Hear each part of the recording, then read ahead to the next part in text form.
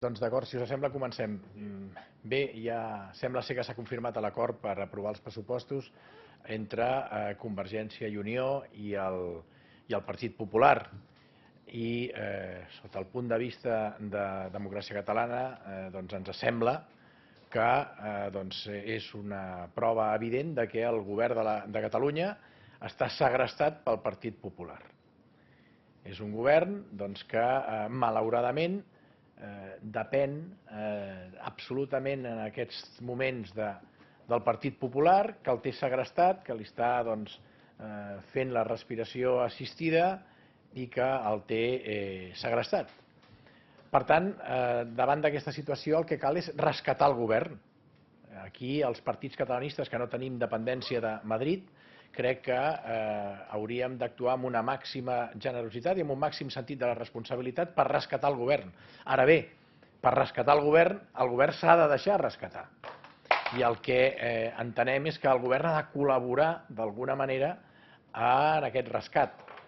Ha de fer tot el que pugui perquè Catalunya pugui alliberar el govern del segrest que el té sotmès al Partit Popular. Amb això vull dir que el govern de Catalunya el que no pot fer, perquè si no pensaríem que es sent a gust amb aquest segrest, el que no pot fer és donar ni un dia més de marge al Partit Popular amb la qüestió del concert econòmic. No hi ha marge. Aquest any de marge que volen donar, el govern no pot donar aquest any de marge al Partit Popular. Entenc que el govern de Catalunya no ha de donar ni un dia més de marge al Partit Popular perquè es concreti el concert econòmic per Catalunya. S'ha d'exigir el concert econòmic per Catalunya demà mateix, perquè la situació és dramàtica. Tenim una situació econòmica d'asfíxia financera que és dramàtica en tots els ordres del govern. Ahir tenia una reunió amb el conseller de Sanitat i estan patint pel que no tenen pressupost suficient per poder donar els serveis que ha de donar el sistema sanitari català, el sistema públic. I això ho podem traduir a molts altres àmbits, com els de les infraestructures. Tenim un govern del Partit Popular, un govern espanyol que no paga el que deu a Catalunya. I tenim un govern popular, un govern del Partit Popular, un govern de l'estat espanyol que no paga el que deu a Catalunya. I per tant, aquí el govern de Catalunya ha d'actuar amb contundència i exigir el concert econòmic immediatament. I si no el donen, continuar el nostre camí cap a la independència. I això es pot fer en paral·lel, no cal fer-ho de manera compartimentada. Ara esperem un anyet que ens donin el concert econòmic, no ens el donen i aleshores ja anirem per uns altres camins. No, escolti'm, això és confondre la ciutadania. La situació és prou dramàtica com perquè s'actuï immediatament. I actuar immediatament vol dir exigir el concert econòmic al govern del Partit Popular. Si no el donen, presentar o incorporar a l'agenda política del govern de Catalunya el referèndum català per la independència, previ a aquest període d'explicació i d'informació a la ciutadania sobre els avantatges que té per Catalunya i pels catalans i les catalanes el ser un estat independent de la comunitat internacional. I per tant, entenc que el govern d'actuar. Si no ho fa així el govern de Catalunya, entenc que es sent bé amb aquesta situació de segrest a la que el somet el Partit Popular i aleshores el govern de Catalunya seria responsable d'aquesta situació d'asfíxia financera que pateix Catalunya i que de retruc estem suportant tots els catalans i les catalanes. Bé, moltes gràcies i quedo a la seva disposició per si volen preguntar alguna qüestió. Sí, en tot cas, tot i aquest acord, quin serà el vot de Democràcia Catalana als pressupostos de la Generalitat? El vot de Democràcia Catalana, el vot meu al Parlament de Catalunya, no varia. En aquest sentit, continua sent un vot afirmatiu als pressupostos perquè és un vot en 3 dimensions. Ho he comentat algun cop, no? És un vot en 3 dimensions. La primera dimensió és per facilitar l'acord entre Convergència i Unió i Esquerra Republicana de Catalunya, per facilitar un acord entre els partits catalans que no depenen de Madrid. I per això és un vot sense condicions i és un vot gens especulatiu. En la segona dimensió és un vot que es dona un marge de confiança al govern i especialment a la Conselleria d'Economia i Coneixement, al conseller Mas-Colell, perquè actuï en la línia que he dit. Sé que en l'elaboració dels pressupostos tècnicament ho han treballat bé, però ells mateixos saben que cal anar pel concert econòmic. I els dono aquest marge, però que ho facin immediatament. I la tercera dimensió és un vot probatori. El meu vot afirmatiu als pressupostos és un vot probatori de que si haguessin volgut Esquerra Republicana de Catalunya i Convergència i Unió, és a dir, els dos partits que no tenen dependència de Madrid, els dos partits, diguem-ne, majoritaris que no tenen dependència de Madrid, haurien pogut aprovar aquests pressupostos amb el meu vot. I, per tant, vull que quedi reflexat en el llibre de sessions del Parlament de que amb el meu vot Esquerra Republicana de Catalunya i Convergència i Unió podien haver aprovat els pressupostos. I només calia una abstenció d'Esquerra Republicana. I, en canvi, no s'han posat d'acord. Entenc que haurien de donar explicacions a la ciutadania, als catalans i les catalanes, de per què no s'han posat d'acord els partits catalans i, en canvi, sí que uns han permès que es posessin d'acord amb el Partit Popular i els altres han preferit posar-se d'acord amb el Partit Popular. Mostrant, doncs, el que, amb tota, diguem-ne, amb un exercici de màxima comprensió, vull pensar que és que el govern del Partit Popular té segrestat el govern de Catalunya. I el que ara cal, repeteixo, és rescatar el govern de Catalunya d'aquest segrest que està patint. Ara, per rescatar el govern català, el que cal és que el govern català també col·labori mínimament. I la col·laboració jo la veig a partir del moment en què no donen ni un dia més de marge a l'hora d'exigir el concert econòmic davant del govern d'Espanya. Per tant, en aquest sentit, crec que l'han d'exigir immediatament i si no ens el donen, iniciar el camí cap al referèndum català sobre la independència. Dues coses, senyor Laporta. Què li fa pensar que el govern no se sent còmode amb aquest segrest que vostè diu del PP? I en segon lloc li volia demanar per l'actitud que vostè defensava dels grups de l'oposició que s'han d'acostar al govern, oferir la mà. Què opina en aquest sentit de la sol·licitud de dictamen al Consell de Garanties Estatutàries per part de 3 grups de la cambra? Bé, la primera penso que no està a gust perquè, home, primera, són els primers que són conscients de l'asfíxia econòmica i financera que estem patint i estic convençut que no els és gens agradable al govern de Catalunya a l'haver de suportar el que hi hagin contínuament un mal funcionament de Rodalies per la manca de recursos que tenim, atès que no podem fer front a tot el que cal referent a les nostres infraestructures.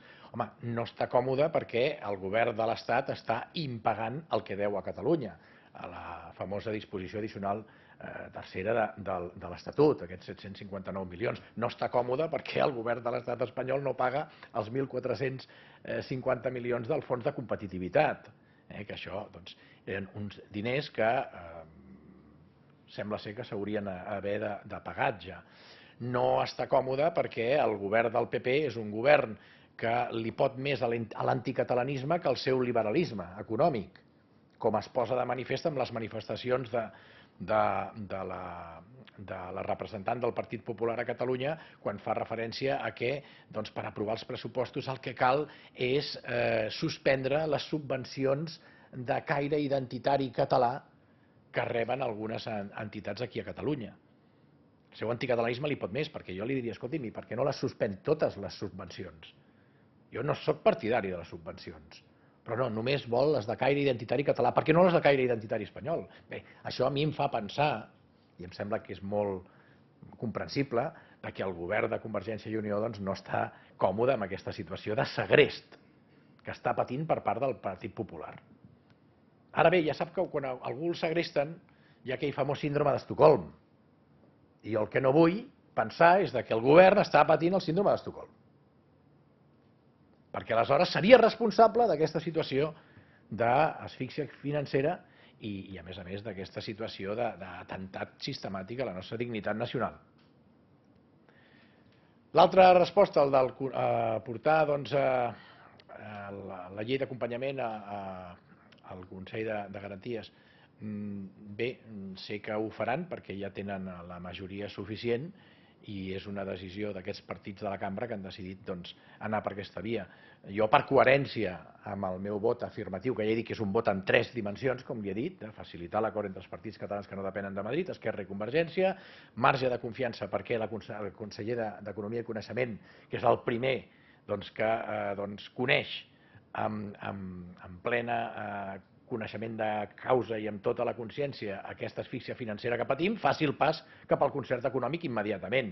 I després, insisteixo, valor probatori que té el meu vot de que haurien d'haver pogut posar-se d'acord Esquerra Republicana i Convergència i Unió, i si no ho fan, que donin explicacions als ciutadans de per què uns han deixat que els pressupostos s'aprovin amb l'abstenció del PP i els altres han preferit l'abstenció del PP que no l'abstenció d'Esquerra Republicana, que amb el meu vot donàvem l'aprovació dels pressupostos.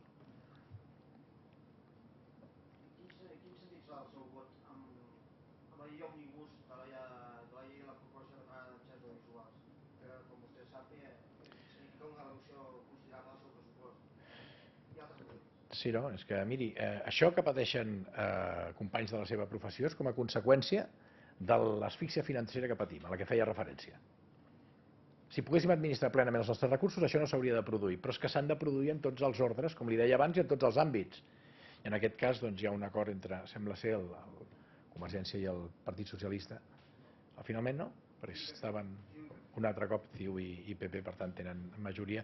Jo aquesta votació dels pressupostos i la llei d'acompanyament, per coherència, votaré afirmativament a totes aquestes qüestions, però el marge de confiança ja s'ha esgotat.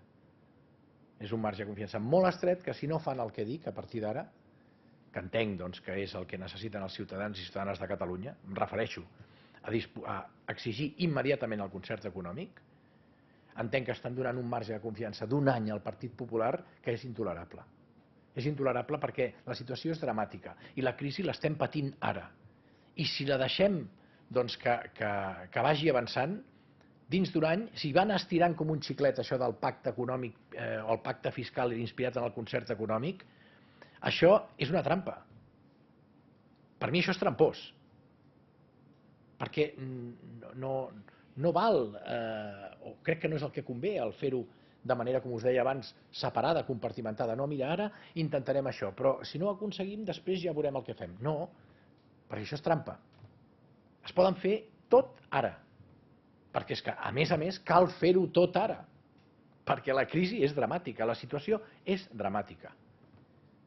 I han d'actuar ja. Si no, són responsables de la situació que estem patint. Sí, però disculpi, però em sembla que no m'ha quedat clara quin és el sentit del vot. La llei òmnibus de mitjans audiovisuals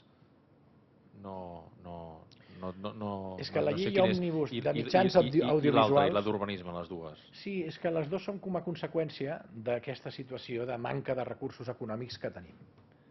I per tant, si s'ha hagut de retallar en tots els àmbits, entenc que la retallada no queda més remei que fer-la. Ara, quan entenc que serà culpable o serà responsable, és si ara ja no es treballa amb la línia d'obtenir més recursos per corregir aquestes retallades que hem fet. Perquè, insisteixo, només amb una cinquena part del dèficit fiscal que patim, si no patíssim només una cinquena part d'aquest dèficit fiscal, no s'hauria d'haver fet cap retallada. Ni en l'àmbit de la sanitat, ni en l'àmbit dels mitjans audiovisuals, ni en urbanisme, ni en infraestructura, en cap.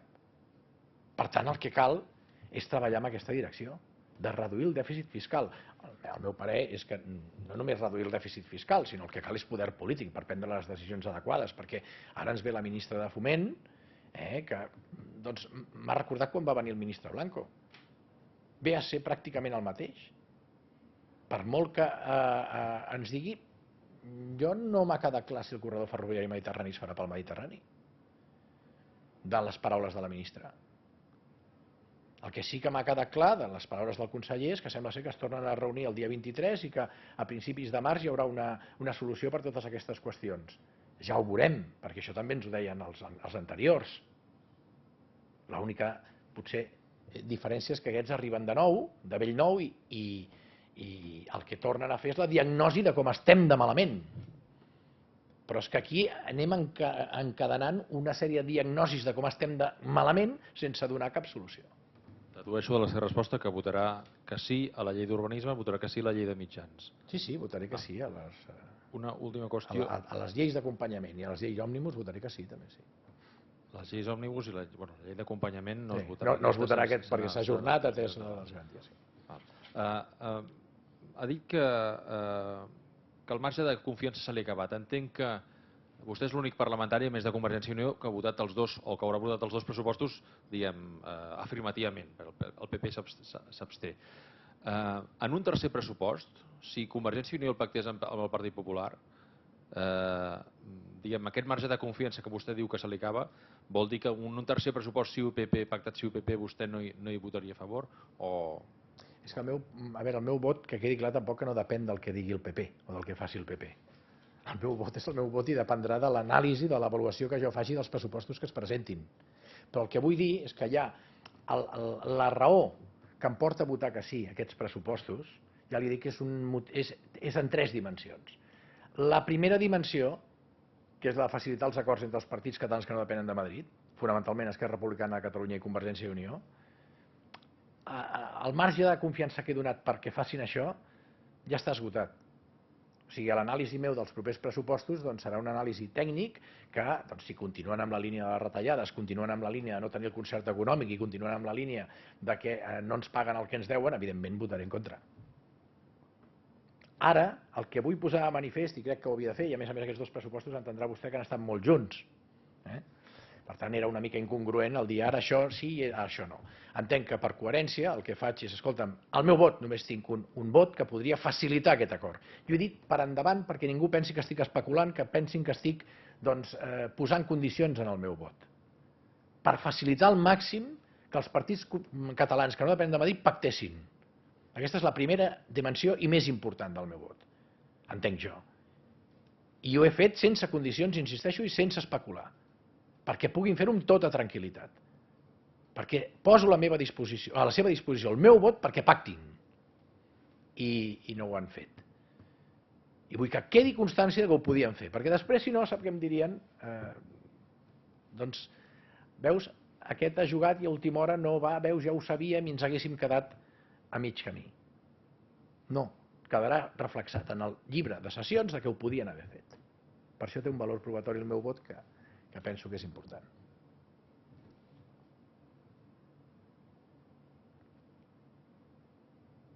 Estem? Val, gràcies.